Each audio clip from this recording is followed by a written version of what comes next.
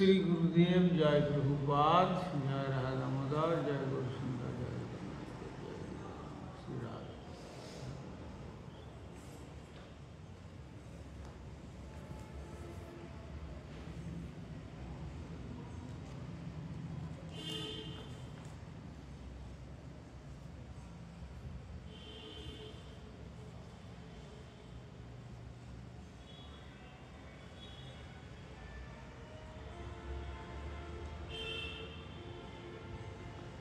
আমরা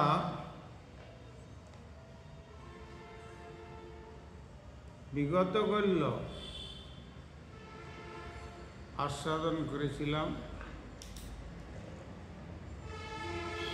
শ্রীমদ্ ভাগবতের দশম স্কন্ধের ষোড়শ অধ্যায়ে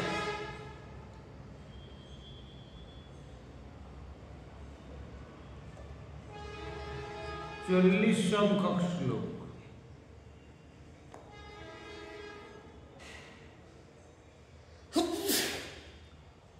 জ্ঞান বিজ্ঞান নিধয়ে ব্রহ্মণে অনন্ত শক্তয়ে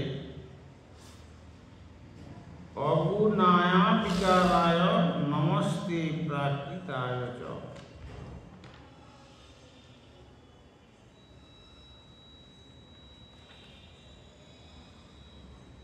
অর্থাৎ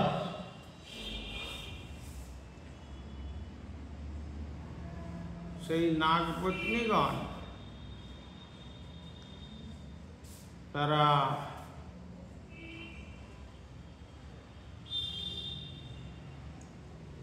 শ্রী ভগবানের সর্বশক্তিমত্তার পরিচয় পেয়ে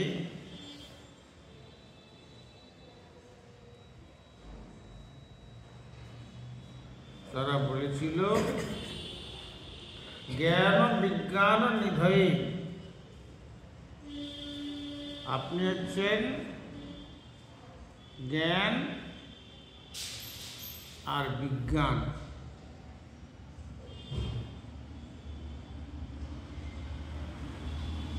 আর নিধি, নিধি মানে সমুদ্র। জ্ঞান ও বিজ্ঞান নিধয়ে,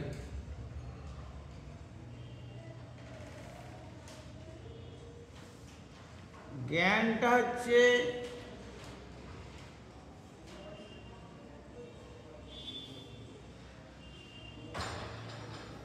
আর বিজ্ঞানটা হচ্ছে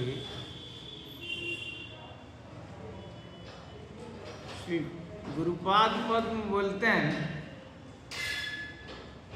नॉलेज एंड रियलाइजेशन।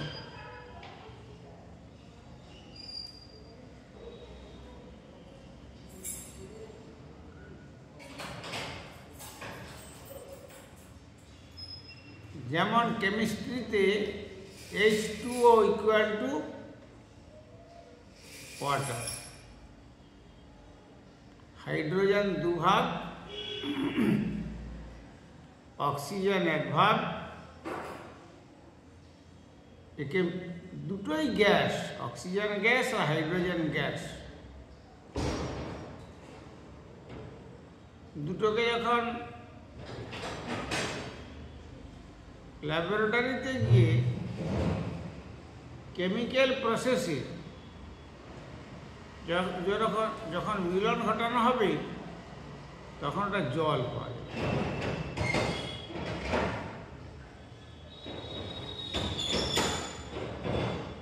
তো ওই H2O ইকুয়াল টু ওয়াটার, এইটা জানাটা হলো নলেজ। আর যখন প্র্যাকটিক্যাল করে দেখলো যে হ্যাঁ ঠিক জল আসছে, তখন সেটা হলো বিজ্ঞান, রিয়ালাইজেশন, উপলব্ধি, প্রত্যক্ষীকরণ।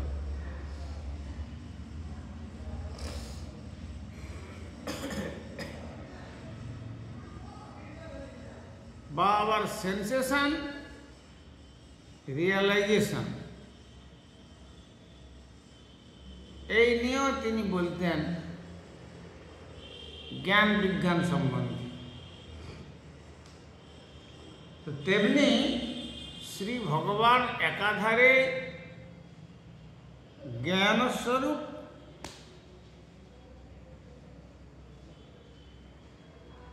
আর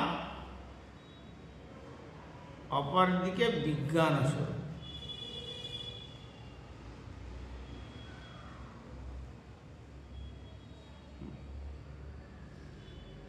এই জগৎ যে পঞ্চভূতের রচিত, ক্ষিতি অপ তেজ মরুদ বোম,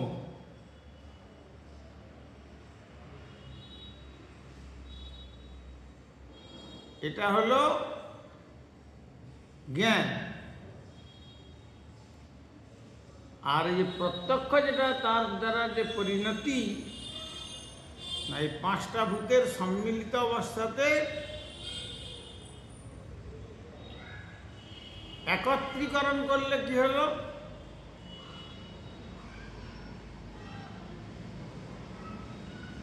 এই বিশ্বটাকে দেখা গেল।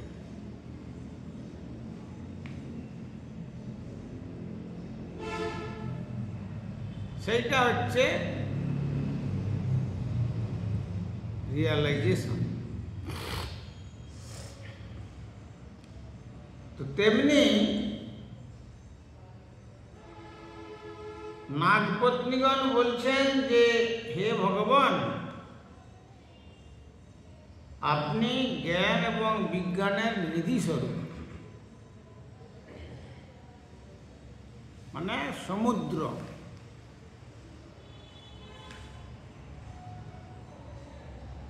যার আদি অন্ত পাওয়া কঠিন, পাওয়া যায় না।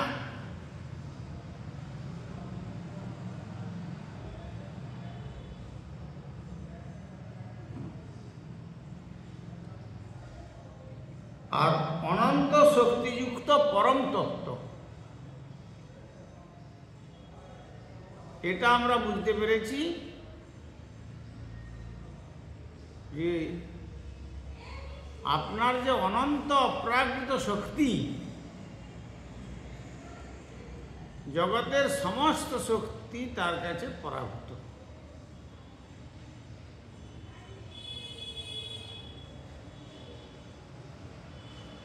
যে বিষ উপর থেকে পাখিদের টেনে মেরে ফেলে,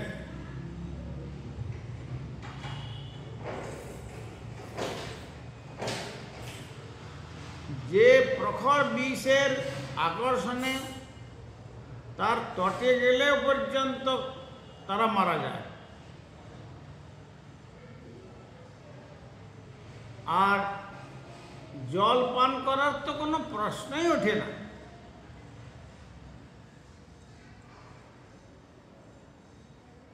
আর সেই জলে আপনি ঝাঁপ দিয়েছিলেন, ঝাঁপ দিতে এই হিংস্র পতি আপনাকে কত যে দংশন করেছে সহস্র মুখে,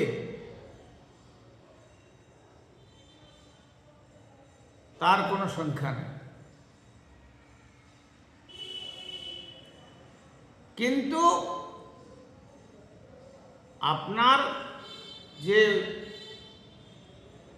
অনন্ত অপ্রাকৃত শক্তি, সে তার কাছে হার মেনে গেছে।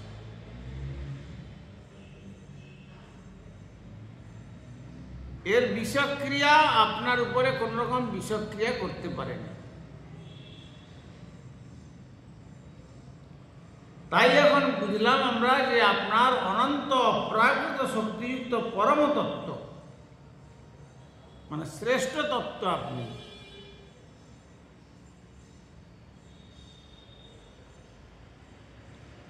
আর তাই আপনাকে আমাদের দেওয়ার মতো কিছু নাই। আপনার শ্রীচরণে শুধু আমরা প্রণাম নিবেদন করি। প্রকৃষ্ট রূপে নতি প্রণতি। মানে সম্পূর্ণরূপে শরীর মন বাক্য দিয়ে আপনাকে আমরা আমাদের অন্তরের যে প্রণতি, শ্রদ্ধা, ভক্তি, তাই আপনার শ্রীচরণ কমলে আমরা নিবেদন করছি। যদিও আপনি আমরা প্রণাম করলেও আপনি তাতে যে প্রসন্ন হবেন এমন কথা নয়, আর না প্রণাম করলে যে আপনি আমাদের উপরে ক্রুদ্ধ হবেন এমন কথা নয়। কেন না, প্রাকৃত গুণের ঊর্ধ্বে আপনার স্থান। জড় জগতের মানুষ তারা প্রাকৃত গুণের মধ্যে আবদ্ধ। তাদেরকে কেউ যদি একটুকু নিন্দা করে তখন তাদের মনটা খারাপ হয়ে যায়, আর তাদেরকে কেউ যদি একটুকু বন্দনা করে তখন সে মনে করে আমি তাহলে বিরাট কিছু হয়ে গেছি।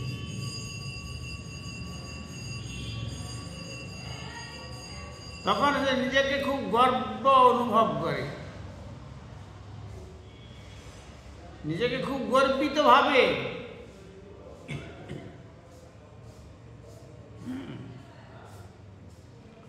কিন্তু আপনি এই জড়জগতের সেই সমস্ত গুণের ঊর্ধ্বে আপনি।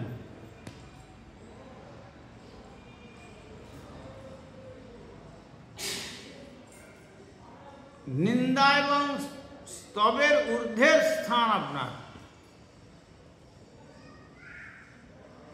তাই আপনি হচ্ছেন নির্গুণ, মানে জড় গুণাতীত।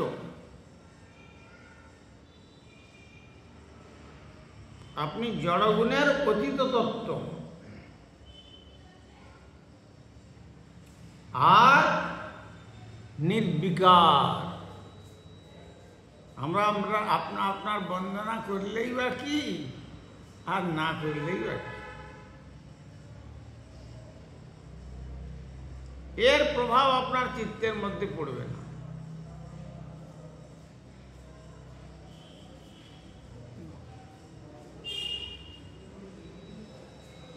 তবুও আমরা জানি যে আপনি এই জড়া প্রকৃতির মুখ্য উৎস, প্রবর্তক। ভগবান গীতাতে বলেছেন না, ভূমিরাপনল বায়ু খং মন বুদ্ধিরে বচ অহংকার ইতি অঙ্গমে ভিন্ন প্রকৃতির অষ্টধা।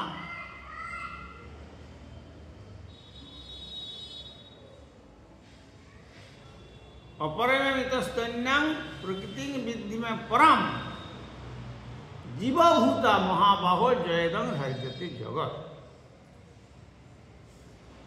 ভূমির আপ অনল বায়ু খং মন বুদ্ধিরেব চ অহংকার, এই হচ্ছে 8টা জড়া প্রকৃতি। এছাড়া আরেকটা হচ্ছে পরা প্রকৃতি আছে, প্রকৃতি বিদ্ধি পরাম জীবভূতা, জীব।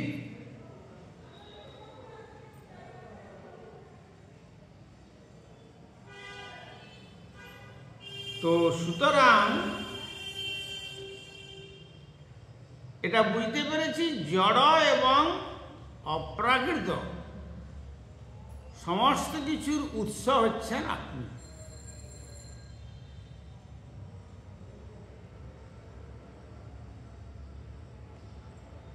যদি একটা সরোবরে হাজার হাজার পদ্ম ফুল ফুটে থাকে, একটা পদ্মর ফুল যদি মনে করে যে আমি তাহলে সরোবরকে একটা আমার ফুল উপহার দিলাম, তাতে কি আর সেই সরোবরের সৌন্দর্য বাড়বে? যেখানে হাজার হাজার পদ্ম ফুটে আছে। তিনি অনন্ত বিশ্ব ব্রহ্মাণ্ডের উৎস, আপনি সৃষ্টি করেছেন, সব কিছু করেছেন, আপনারই সব। তেমনি একটা পদ্মবৎ যদি আপনার চরণে আমরা প্রণাম নিবেদন করি, তাতে আপনার কিছু আপনাকে উৎফুল্ল করতে পারবে না। আর তেমনি আমরা আপনার বিদ্বেষের পাত্র।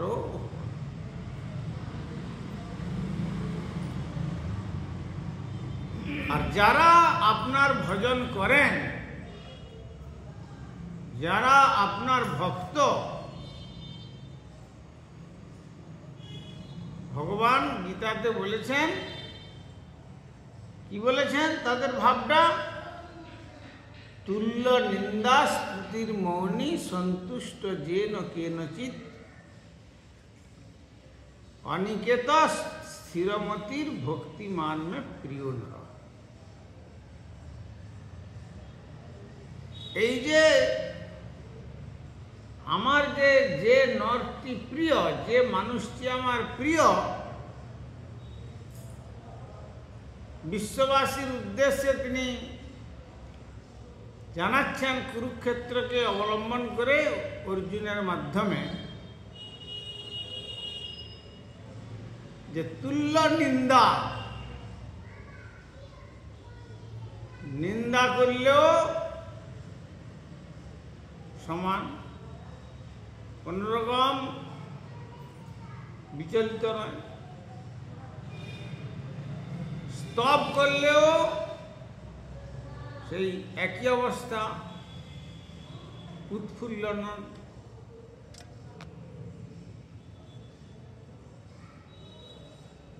সন্তুষ্ট যেন কেনচিৎ, সর্বাবস্থাতেই সন্তোষ। কেন এমন তত্ত্বকে লাভ করেছেন তিনি, জগতের নিন্দা এবং বন্দনা কোনোটাই তার চিত্তকে স্পর্শ করে না।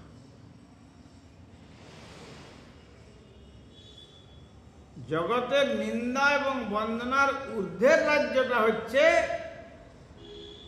ভগবত ভজনের রাজ্য, ভগবত ভক্তির রাজ্য। কনক কামিনী প্রতিষ্ঠা, কাম ক্রোধ লোভ মদ মোহ মাৎসর্যের যে অনল,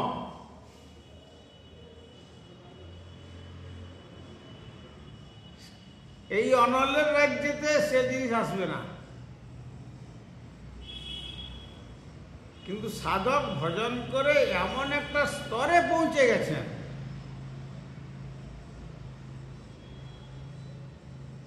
তার চিত্তটি সর্বসময়, কবিরাজ গোস্বামী বলছেন, কৃষ্ণ ভক্ত নিষ্কাম অতএব শান্ত। তাকে কেউ কোনো প্রকারে অশান্ত করতে পারবে না।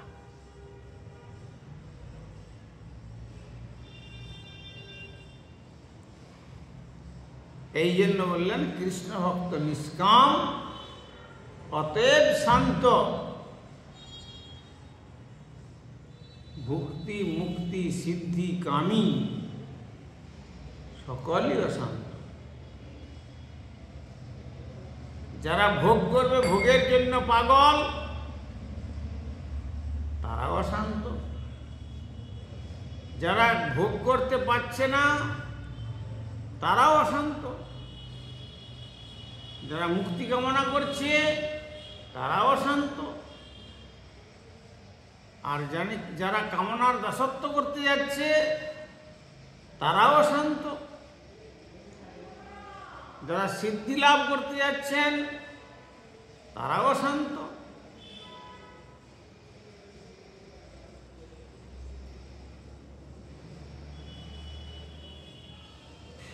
যেমন সামান্য একটুকু সিদ্ধি লাভ করে দক্ষিণ ভারতের কোন এক বিশিষ্ট ব্যক্তি, তিনি নিজেকে ভগবান বলে পরিচয় দিতেন। আমি ভগবান। ভগবান যেমন বিশ্বরূপ দেখিয়েছেন অর্জুনকে, তেমনি তার বিশ্বরূপের ফটো সে তা সেরকম বের করে বাজারে বিক্রি করে।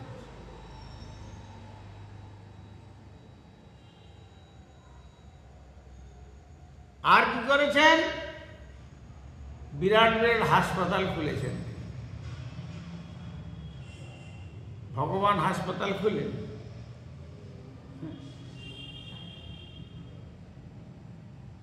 আর তুমি যদি ভগবান হও, তাহলে তোমার ইচ্ছাতেই তো সারা বিশ্ব সুস্থ হয়ে যাবে।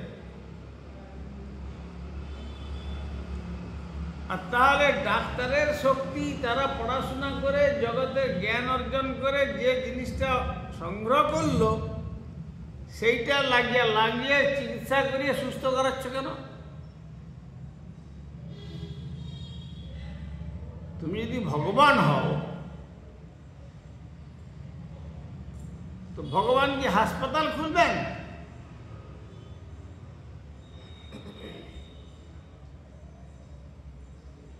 তার তো হাসপাতালের দরকার হয় না।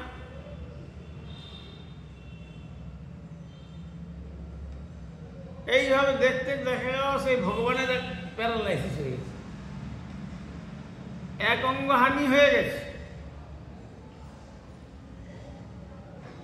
সামান্য একটুকু সিদ্ধি পেয়ে, তো তাতে আমাদের বাংলার পিসি সরকার গিয়েছিলেন তাকে পরীক্ষা করার জন্য। তখন যখন পরীক্ষা করার জন্য গেলেন, তখন সে তখন হাতটা এরকম ঘুরিয়ে দিয়ে একটা বড় রসগোল্লা, রাজভোগ, এই নাম আমার আশীর্বাদ। সে তখন সেই রাজভোগটাকে রেখে দিয়ে সে তখন হাতটাকে ঘুরিয়ে দিয়ে একটা বিরাট স্বর্ণ মুদ্রা, বলে এইটা রাখুন। তখন বলছি, গরিব বাবা, এ কে রে? হ্যাঁ, আমি তাকে দিলাম 10 টাকার রাজভোগ, আর সে আমাকে দিল 10 লক্ষ টাকার স্বর্ণ মুদ্রা। এ তো আমার থেকে আরো বড় সিদ্ধি জানে। তখন দুজনকে এত যে সে ভগবান বলে তার আসনে বসেছিল, সেখান থেকে উঠে তাকে তার একবারে মানে ইনার অফিসে নিয়ে চলে গেল। নিয়ে গিয়ে বলল, দেখুন, এই কথা কাউকে বলবেন না, এই কথা কাউকে বলবেন না।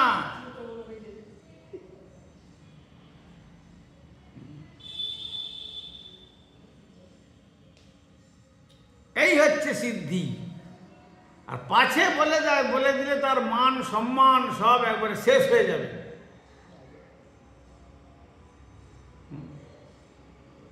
তখন তিনি বললেন, দেখুন, এই সামান্য সিদ্ধি নিয়ে আপনি নিজেকে ভগবান বলে যতগুলি মানুষকে বঞ্চনা করছেন, ভগবানের পুজো বাদ দিয়ে কেবল আপনার পুজো করছে, লোকগুলোকে এরকম বঞ্চিত করছেন, এরকম এর দ্বারা নিজেও বঞ্চিত হচ্ছেন, আর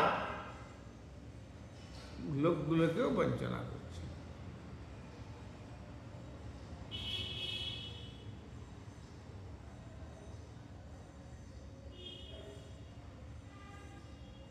তারপরে তার চিত্তটা দুঃখ দুঃখ করছে, না জানি কখন এই কথাটা প্রকাশ করে। অশান্ত, এই জন্য বলছেন যে সিদ্ধিকামী সকলই অশান্ত, একমাত্র কৃষ্ণ ভক্ত নিষ্কাম, অতএব শান্ত। এই জন্য কৃষ্ণ ভক্তের কোনো কামনা না থাকার দরুন তিনি শান্ত।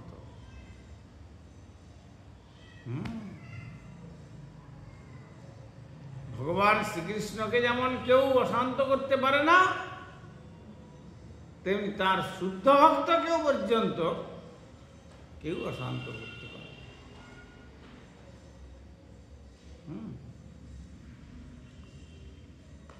অতএব হে ভগবান, আপনি জড়া প্রকৃতির মুখ্য প্রবর্তক। যারা নিজেদের জ্ঞানী, দার্শনিক, বুদ্ধিমান বলে মনে করে, তাদের এখানে যত্ন সহকারে লক্ষ্য করা উচিত যে পরম তত্ত্ব হচ্ছেন পরমেশ্বর ভগবান, সমগ্র জ্ঞান ও বিজ্ঞানের সাগর স্বরূপ।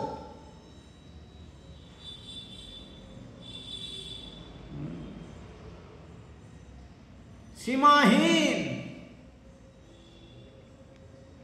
তাই পরমেশ্বর ভগবানের কাছে শরণাগতি বলতে যুক্তিবাদী, বোধগম্য, বাস্তবকে বর্জন করা বোঝায় না।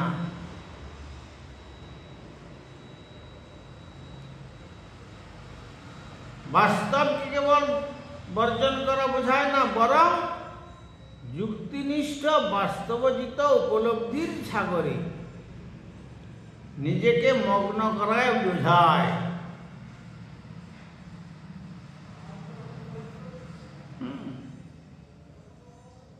যুক্তিনিষ্ঠ বাস্তবজিত উপলব্ধির সাগরে নিজেকে মগ্ন করাটাকেই বোঝায়।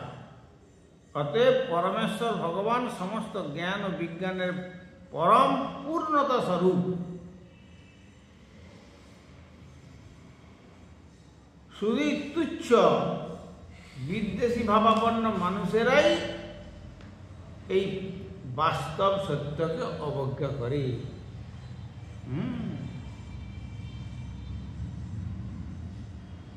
কারা? যারা বিদ্বেষী,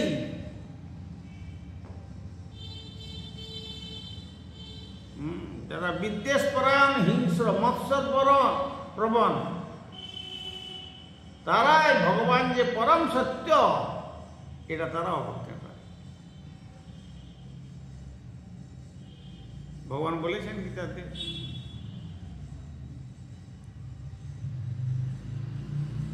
অবজানন্তি মাং মূঢ়া মানুষিং তনুমাশ্রিতম পরং ভাব অজানন্ত মম ভূত মহেশ্বরম।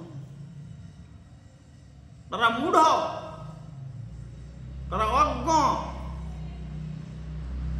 তারা আমাকে জানে না। আমাকে মনে করে সে যেমন মানুষের শরীর ধারণ করেছে, আমি একজন সেই রকম সাধারণ মানুষ, এটা মনে করে। আমার পরম ভাব তারা সে জানতে পারে না। যাই মম ভূত মহেশ্বরম, আমি সমস্ত প্রাণী জগতের যে ঈশ্বর, স্রষ্টা, উৎস, পালক, রক্ষক, আমার ইচ্ছাতে যে গ্রহ, নক্ষত্র, সূর্য, চন্দ্র সমস্ত কিছু যথাযথভাবে পরিচালিত হচ্ছে আমার নির্দেশে, এটা তারা বুঝে উঠতে পারে না। তারা এই জড়া প্রকৃতির মধ্যে বস্তুকে ঘেঁটে ঘেঁটে তারা এই জড়া প্রকৃতিকেই তারা উৎসের কারণ বলে মনে করে। অপরস্পর সম্ভূতম কিমন্নত কামহৈতুকম, ষোড়শোত্তর দৈবাসু সম্পদ যুগের কথা। Out of nothing everything has been created. কারা বলে এরা? আসুরিক ভাবাপন্ন ব্যক্তি। আউট অফ নাথিং, কোনো কিছু নয়, এভরিথিং হ্যাজ বিন ক্রিয়েটেড। শূন্যের থেকে জগৎ সৃষ্টি হয়ে গেছে। বলছে শূন্যের থেকে কখনো জগৎ সৃষ্টি হয় না। কিছু নাই, অরিজিন বলে কোনো জিনিস নাই, সৃষ্টি হয়ে যাবে, এটা কখনো সৃষ্টি হতে পারে। তার পিছনে একজন স্রষ্টা আছেন, যে স্রষ্টাকে আমরা দেখবার জন্য চেষ্টা করি না, বা সেই রকম চেষ্টা না করলে কখনো সে স্বাভাবিকভাবে দেখতে পাবে না।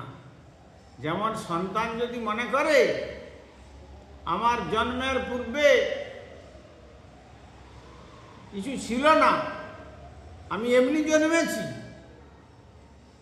সে অজ্ঞতাবশত এটা মনে করতে পারে, সেটা অজ্ঞতার লক্ষণ। কিন্তু বুদ্ধিমান ব্যক্তি যারা তারা জানবে যে না, এই ছেলেটা এই দম্পতিকে অবলম্বন করেই জন্মগ্রহণ করেছে। কজ অ্যান্ড এফেক্ট থিওরি, কার্য কারণবাদ। ছেলেটা হচ্ছে কার্য, এর কারণ হচ্ছে পিতা এবং মাতা। তেমনি অনন্ত বিশ্ব ব্রহ্মাণ্ডে এই যে কার্য, এই কার্য করেছেন কার্যকর্তা একজন, তিনি হচ্ছেন স্বয়ং ভগবান ব্রজেন্দ্রনন্দন শ্রীকৃষ্ণ। কৃপা সিন্ধু ভৈরব পতিতানাং পাবনেভ্যো বৈষ্ণবেভ্যো নমঃ। হরিহরে নম কৃষ্ণ যাদবায় নম, হরিহরায় নম কৃষ্ণ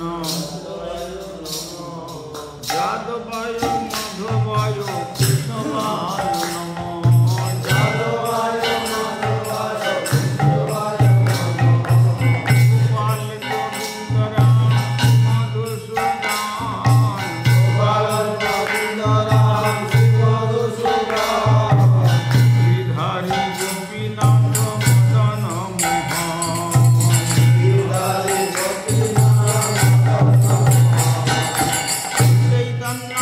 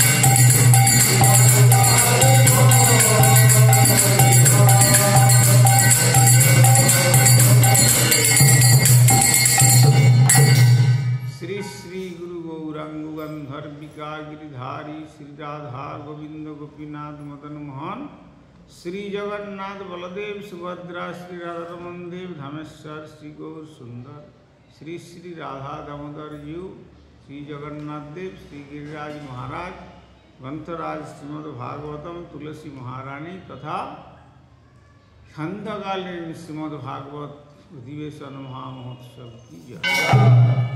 परमाराध्य श्री गुरुपाद पद्म विष्णुपाद परिव्राजकाचार्य चतुर्दंडी स्वामी श्री श्रीमद् भक्ति कुमुद संत गोस्वामी ठाकुर की जगत गुरु सरस्वती गोस्वामी ठाकुर की सपार्षद श्रील प्रभुपाद की रूपान गुरुवर्ग की ग्रंथराज श्रीमद् भागवतम की श्रोता भक्त वृंद की श्री श्री निताय